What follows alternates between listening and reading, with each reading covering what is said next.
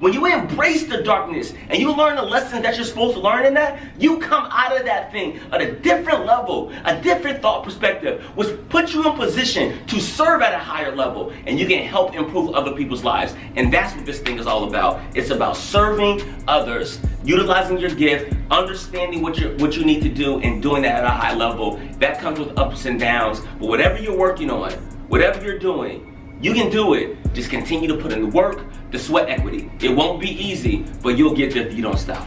I say amen. We're gonna take up my offer.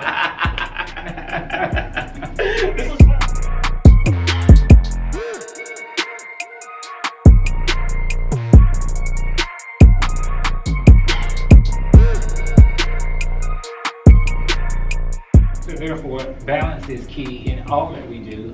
Whether I exercise, whether I get enough sleep, whatever I do, there has to be a balance. And if you think about equilibrium, when your equilibrium is off, people are, I think they have that dizzy thing going on sometimes. Your equilibrium is off. So sometimes even in life, my life is off kilter.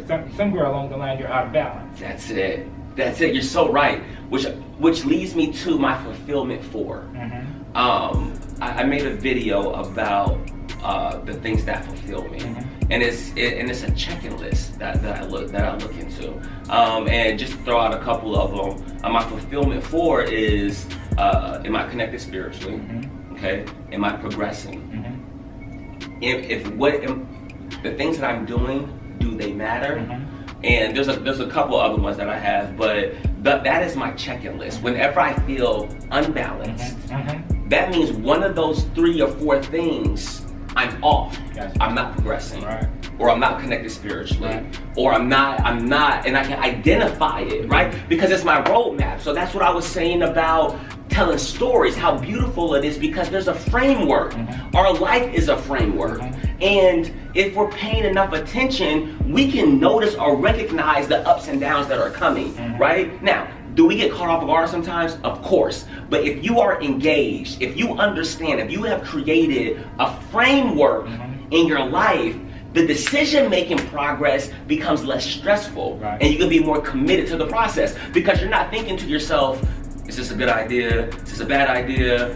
What are they going to think? What do I think? You've already decided what your framework is. And as opportunities in life happens, you run that decision, how you make your decisions through that framework. And through that process, you'll begin to move forward. And if you're not liking the outcome that you're getting through that framework, the beauty is that we have the power to adjust. I was just talking to my son the other day about how I admire the fact that he understands how to make those micro adjustments. You know what I mean? So, yeah. Okay. Best advice you've been given so far? Best advice that I've been given so far, just start. You know? You don't need to read another book. You don't need to join another mastermind group. You don't need another seminar. You just need to start. You know, and for me, that was the most helpful, because we can hide in the preparation. You know, writing the book is a perfect example. I've been talking about this book for years now. And the crazy thing is that it's done for the most part, you know, but I've been hiding in the because it's cool to say, oh, I'm just editing. I'm going through this. I'm doing it makes it sound real cool, you know. And it's almost like I'm trying to make it perfect. But if it's perfect, what do I need an editor for or a publisher for? Right? Like there's role. I'm trying to be everything and make it perfect.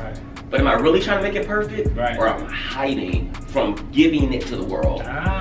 Fear of how people will receive it. Perception. So, distinguishing between assignment and ambition. Wow. You know, ambition is of the flesh. Ambition is what the ego wants. The ego wants the $500,000 car. The ego wants the $5 million house. The ego will do whatever it takes to get that car. So, people that waste time because they are chasing the ambition versus their assignment. Yeah, that's tough because look, that's a great question, which I think lies back into the whole faith aspect of it, right? Because just because things are going well doesn't necessarily mean that's your assignment. Right. There you go. Like, you know what I mean? So being able to have a degree of discernment, I think is huge. Yeah, so times when you were doing something that you were ambitious about, I think there was a certain amount of frustration because it wasn't an assignment. Yes, that too. And it just didn't feel right, which is why I got out of the music industry. I put so much money, so much time, so much effort. And when I say the music industry, I'm talking about pre-software, okay? So I remember when the demo was complete, I remember going home and handwriting all the addresses to all the major record labels. And then I remember packaging it all up, going to the post office and sending it off and waiting for a reply. We did work. I'm talking about staying up 2, 3 o'clock in the morning, spending a ton of money on studio time, all this stuff. When we got into it, and what we saw, what the business of music was really about, it didn't align. And I walked away from an opportunity that, to be honest with you, I could be living a completely different life right now. Wow. But would it have been the assignment that I was put on this earth to do? So I think having a level of discernment is what will help you separate your ambition from your assignment, which also goes back to having the right people around you. Absolutely. So speaking of opportunities and time, you know, we want things done in our own time frame. So as humans, we go off of Chronos time versus Kairos. Yes. And Kairos is an ancient Greek word meaning the right, critical, opportune moment, which is when the season has come or when the time is right.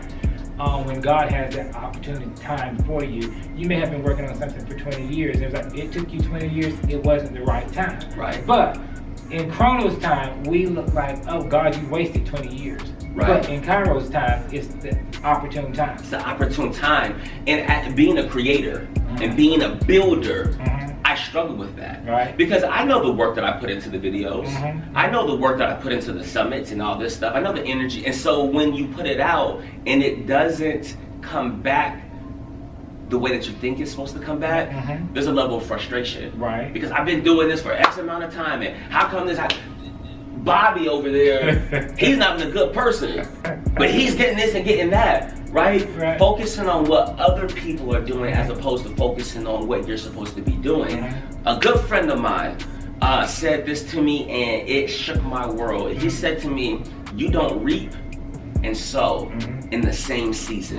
There's a season for sowing and there's a season of reaping. And as I think about what he said, I'm starting to understand what this content creation is about. This video, what we're doing right now, may not be for a person right now, but the beautiful thing is that this is going to be on YouTube. So they can always come back and reference it, right? I am definitely in the season of sowing right now. I'm just sowing. I'm talking to people, I'm meeting people, I'm doing the work, I'm creating content, I'm finishing up the book, I'm putting myself in a financial position, I'm sowing. There's no reward coming, there's no reaping yet, which makes me a little bit nervous. So I think, right? So with a young person that may be watching this, and I'll use the metaphor of planting an apple tree. You've got one seed. You plant that. It takes time. Then all of a sudden you have a fig tree. So you got tons of apples that started from one apple. So sowing and reaping. That's so good, right? Because you don't know what's behind the program. You don't know what system is running behind the program, right? You have your iPhone, you touch your app, and the app comes up, and you start utilizing it. You have no idea of the systems that are running behind that program. So it goes back to the platform that I've been stating for the last couple of months, man, is as you're building, as you're creating, don't pay attention to the people that aren't paying attention to what you're doing because it's not for everyone, right? Just pay attention to the people that are paying attention and give them everything that you have, because you have no idea of when or how the next portal of your next level is going to open. But this is the thing.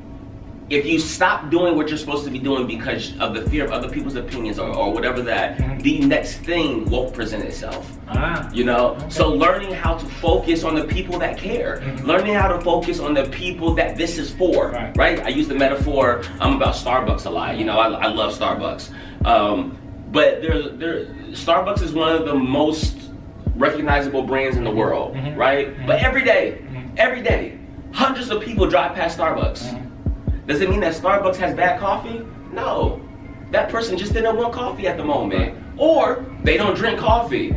And that's how I've had to think about my content as I'm doing things now. It is when I release the book or when I put this video out, it's not for everyone. I'm not for everyone, which is great. That means I have a certain niche of people that will gain value off of the things that I have to deliver to the world. And that makes the work that I do even more special because it's bigger than me at this point. Absolutely. I'll tag on that you just said it's not for everyone. The parables in the Bible about the seeds that the sower sows. Some fell on stony ground. That's right. Some fell on stony ground, some fell on good soil, some fell in thorns and weeds. So it wasn't the seed. The seed is always good. It's the soil receptivity. So what you created, it's not the seed that you created is not that there's something wrong with what you created. It's just not for that particular person, that their soul. That's so good. So they're not the receiving of it. Yes. So, yes, it's not for them because it's not going to bring them any value right now. Right. Either that or they just choose to. There was something else that my pastor in the Bible study spoke on in regards to that.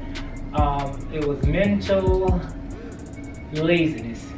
Some people don't want to think. They want people to do it for them. Then there was mental arrogance. They think they know everything. And then there was mental fear. So chokes it out. But also, with that being said, the seed that you have, it might be, hey, I know what he's talking about, so they don't listen. Or I don't want to think about it. So mentally lazy. So it depends. So you just know, for those that are creating, it's not the seed.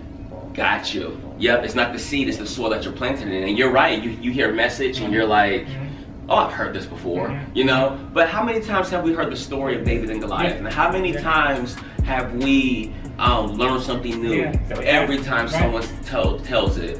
So arrogance or ego, as we call it. Absolutely. And it's funny that you were talking about doing things, you think something's wrong with you, right? Or you're creating a play, and a lot of people don't show up for the first showing, right? You think that it's something wrong with you or something wrong with the play. But I've stumbled across this assessment called the 6 Working Geniuses, okay? And what this assessment does, it allows you to identify your working genius. Once you're able to, and I'll do a video on this to go in detail about this, but I want people to know that there's an assessment out there called the 6 Working Genius, and you can take this assessment and you can figure out which one, what are your working geniuses. But if you're unaware of your working genius, and let's say you get fired from a job, you can walk away from that situation thinking that something's wrong with you, when that may not be the case. It may be that you were just not positioned right within that company for your talents and gifts to be fully utilized or fully leveraged. So the awareness of where your gifts are and talents are and what your working genius is will help you deal with the ups and downs. So when you have that disappointment, you can stomach it a little bit better because you understand that that's just not in your wheelhouse. And that, speaking of that, there could be some triggers based on getting fired, based on rejection from that's the story within itself. We won't get on that this time. So what can we expect from you for 2021? You can expect Wayne McKnight Jr. to be a resource if you're looking for the help. Because what I've figured out and what I've noticed is that if you don't want to change, if you don't want to get better, no amount of inspiration, motivation, courses, classes, partnerships is going to help you. Because internally, you've already decided that you're not ready to change. Externally, you have the mask on like you're looking to be better and do better, but internally you have already committed to not improving. So now anything that I say or do won't be helpful. It's falling on deaf ears because you've already decided, nope, I'm not ready yet. Internally, I'm not ready yet. Externally, you're like, how come I can't get from idea to action? Is what you're saying outwardly. But internally, you like being in the idea phase because it's safe. No one can judge your work. It's just you. No one's seeing it. You feel good. It's comfortable, right? So when your internal and external don't align, that's when you get in that rut. That's where frustration comes from. That's when a lot of negative things come from that. But really just being a support. You know, I'm definitely, the book is most definitely coming out this year. I have a motivational mixtape that's coming out. I have a documentary that's going to be coming out. And the summit, the Idea to Action Summit, I'm going to be doing again in May. So for people who did not hop on the first one, be looking out for the promotion and advertisement of the second one because it was huge. So I set you up for that. So we're going to end this. Give us a 45-second motivation. A 45-second motivation. So this is what we're going to do here. Guys, listen. Whatever it is that you have desired on your heart, you can do. You can accomplish. The question is this: how long are you willing to be bad at it until you become good at it? Because I am a firm believer that we can accomplish the things that we want to, but we have to prepare. We have to put in the work. We have to put in the sweat equity. And as you do that, you will get closer to your dreams, your goals, and your aspirations. This is longer than 45 seconds, but this is important, guys. Listen, you can do it. The disappointment, the frustration, the ups and downs is good for you. The fear that you're feeling, the anxiety, the stress that you're feeling is good for you. It can't drive the car, but there is usage within your fear. Right? There's a reason for it. There's a purpose for it. When you feel that agitation, when you feel that fear, it needs to prompt you into movement. The fear really gets on you and it really bogs you down when you're still. When you're being still. That's why I said earlier in this, like, you don't need to read another book, take another course, join another masterclass. Just start doing. And as you start doing, because that's what the fear is going to do. It's going to propel you into action. Okay? So it's not about eliminating the fear, the stress, the anxiety. It's about partnering with it. It's dancing with it. How do you waltz with your fear? How do you do the cha-cha slide with your fear? How do you create a healthy, productive relationship with your fear that you can leverage into movement going forward? So whatever it is that you're doing, whether you're on your high right now or you're low right now, if you're at your low point, understand that this is just the season and you'll get your come up. Okay? And if you're at your high point, understand you won't stay there, because if you stay there, you get comfortable and you'll stop moving forward. You're gonna have to dip into the valley to learn some things. You're gonna have to go into the darkness to learn some things. But as you come out of that thing, you're gonna become a different person. That's why I'm so excited to see what the world will look like after coronavirus, because it's gonna be a tell sign of what people are doing right now in the moment. If you come out of this thing the same version that you were before this, you wasted this year. I don't know how long we've been in this pandemic, but you've wasted all that time. I just said earlier in this conversation, my fear is being the same person that I was yesterday. It's growth, it's progress. We are wired to move forward. So going through that darkness, going through that valley, we don't want to do it. Yes, it's uncomfortable, but let that uncomfortableness groom you. Let it mold you. Let it give you a different insight. Let it give you more compassion and empathy for people. Let it do what it's supposed to do. Stop resisting it. Stop running from it. When you embrace the darkness and you learn the lessons that you're supposed to learn in that, you come out of that thing at a different level, a different thought perspective, which puts you in position to serve at a higher level, and you can help improve other people's lives. And that's what this thing is all about. It's about serving others, utilizing your gift, understanding what you need to do, and doing that at a high level. That comes with ups and downs. But whatever you're working on, whatever you're doing, you can do it. Just continue to put in the work, the sweat equity. It won't be easy, but you'll get there if you don't stop. I say amen. We're gonna take up an offer. This was fun.